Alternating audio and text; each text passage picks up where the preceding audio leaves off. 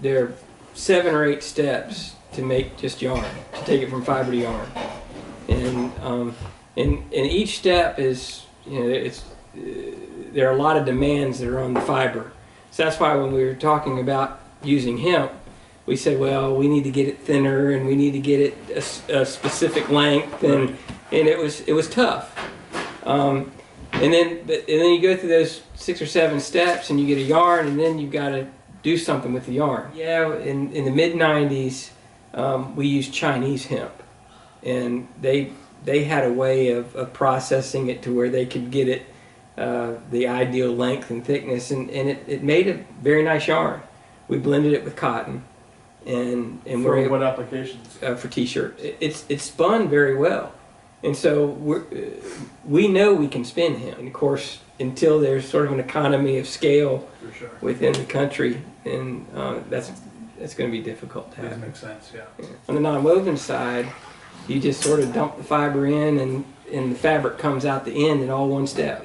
Non-wovens, I think, is the place where hemp will be used first in textiles, and that's sort of the wave of the future.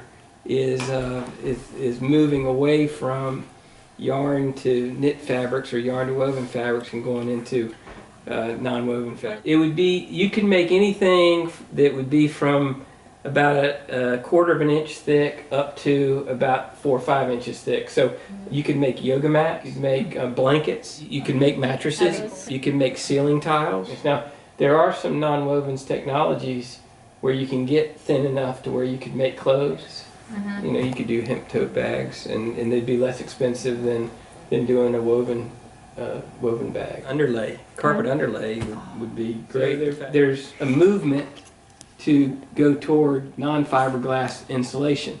The ideal thing to do there would be to use a natural fiber like hemp. Cars, you saw the BMW car with the hemp in there. That's great because it serves as an acoustic insulator and a thermal insulator, so it's ideal for automobiles. Yeah. The recycled fabric scraps are also used, and that's better than fiberglass or polyester from a biodegrading standpoint, but it's not quite to the level of a jute or a hemp.